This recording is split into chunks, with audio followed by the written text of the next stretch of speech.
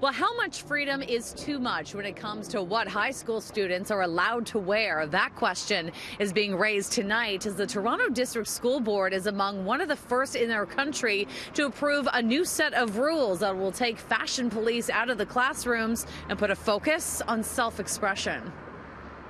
So the shoulders are coming out in September. Yeah, and I don't have to be like, oh, I hope no one sees me.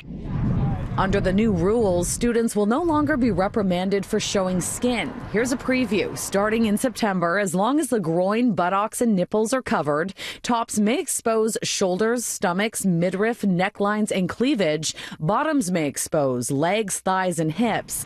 Undergarments may not be worn as outerwear, but straps and waistbands are perfectly fine. I guess teachers can no longer tell the guys with the baggy pants to pull them up. Hats, bandanas, hoodies, or any other headwear are allowed as long as they don't obscure the face. The dress code itself, the policy, really sets a foundation that student dress is a decision and choice that is based on a discussion that happens between students, their parents, and their guardians. Right now, the TDSB has a broad and basic dress code. It's then up to individual schools to customize the policy. Here at Earl Haig in North York, for example, the handbook says students are expected to dress in attire that is appropriate for the workforce. Technically, I'm showing a little too much light.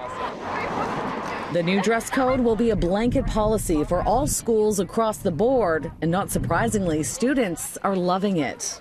I think it really allows others, sort of brings the topic of conversation that, like, no, you shouldn't judge someone based on the way they look. Is how people dress distracting in the classroom ever? This is never. No. I've never looked at a person's shoulders and I'm distracted.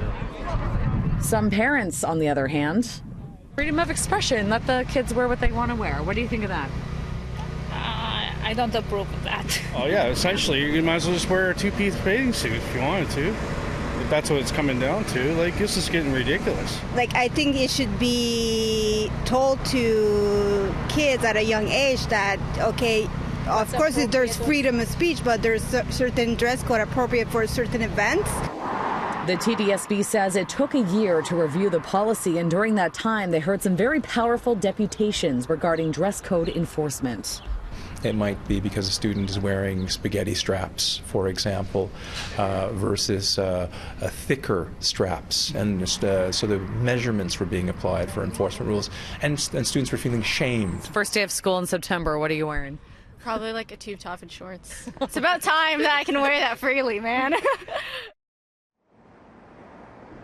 Now, things that are banned under the new dress code include any article of clothing that promotes rude, vulgar, offensive, discriminatory, homophobic, or racist language. The new dress code starts in September.